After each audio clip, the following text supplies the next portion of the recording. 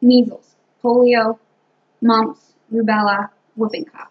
All of these are deadly diseases that should strike fear into anyone. But we don't have to worry about these diseases anymore, right? Wrong. Due to the increase of people deciding not to vaccinate, we have seen an increase in some of these diseases that were almost eradicated or were eradicated. Today, I'm going to be talking to you about why we should vaccinate, herd immunity, and why it's important, and a little bit about exemptions.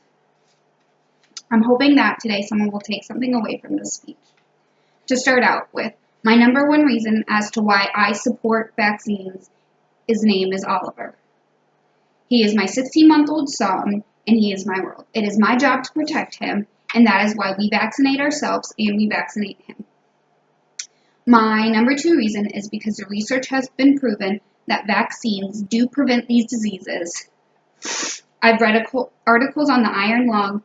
I've seen pictures of what measles looks like on babies. I've heard a young child with whooping cough. And these things scare me, and they should scare other people. Diseases that were once eradicated, or almost eradicated, are now making a comeback. There has been reported cases of whooping cough and measles outbreaks. In 1980, before the widespread of vaccination, measles caused an estimated 2.6 million deaths every year. This disease remains one of the leading causes of death among young children. In 2015, approximately 134 to 200 people died from measles. Most of those were children under the age of 5.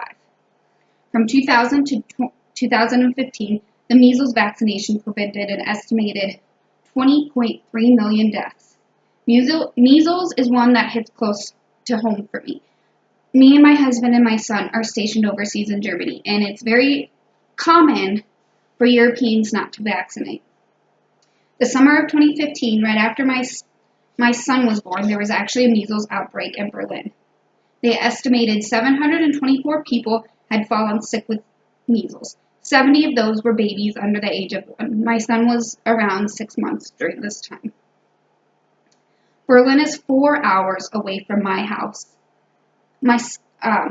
Because of this outbreak, Germany has actually been working on mandatory vaccines. 72% of Germans are in favor of mandatory vaccination.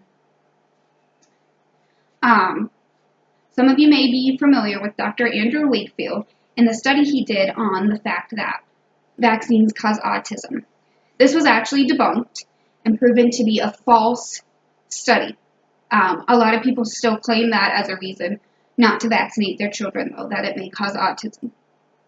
Another huge reason that people choose not to vaccinate is because of the adverse side effects. We're going to take a look at those numbers, though.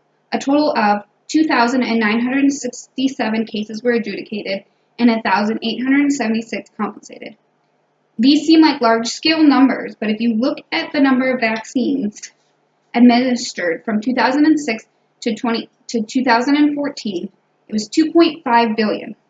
The likelihood is less than 1 in a million of someone getting an adverse reaction to vaccines. Now that I've given you some reasons as to why vaccines are important to not only myself but to everyone else, I will now move to my next point, which is herd immunity. Herd immunity can be defined as being present in a community where high numbers of individuals have been immunized. An illness cannot gain a foothold in the community. Herd immunity is especially important in schools and for young children.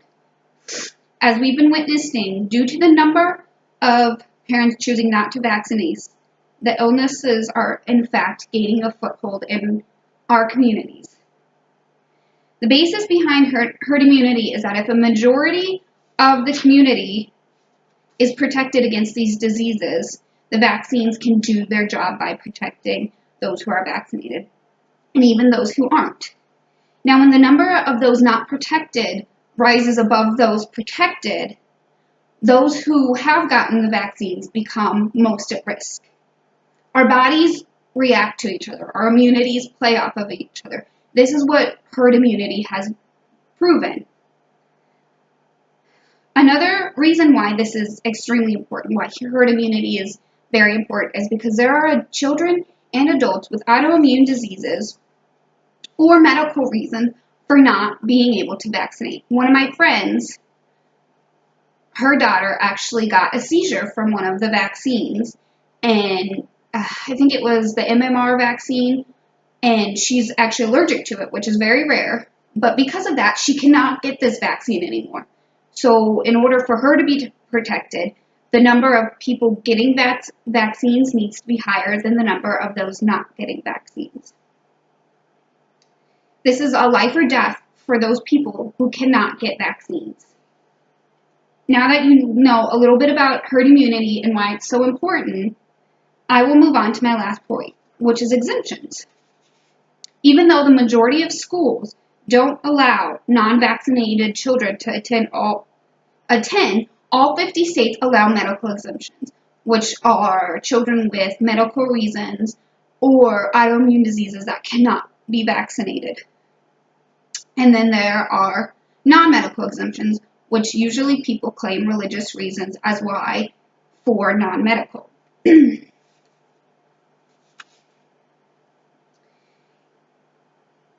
There are 18 states that allow non-medical exemptions in schools. It has actually been proven that outbreaks happen more frequently in religious communities due to the non-medical exemptions being allowed, and most of them are actually in these 18 states. So why am I bringing this up? Well, because my secondary goal is I want people to realize that the non-medical exemptions are not needed. Medical, completely understandable. Non-medical, I don't think should be allowed in the schools. In conclusion, I have given you personal reasons and actual facts as to why vaccinating is important, why herd immunity is important, and why exemptions are an important topic to talk about. Many people will disagree when I say vaccinating is a responsibility, because it is not a law, or the laws are very lax when it comes to vaccinating. And most people claim it is a personal choice. Breastfeeding, formula feeding, going to McDonald's, feeding your kids fast food versus organic. Those are personal choices. A personal choice does not affect another person or a whole community. I think it has been proven that vaccinating is not a personal choice. Thank you. Now I'm going to tell you my sources: www.scarymommy.com, www.who.int, www.dw.com, Holy Anthony, mandatory school vaccines, the role of tort law, Crane's Brian, anti-vaccine movement causes a deadly year in the U.S.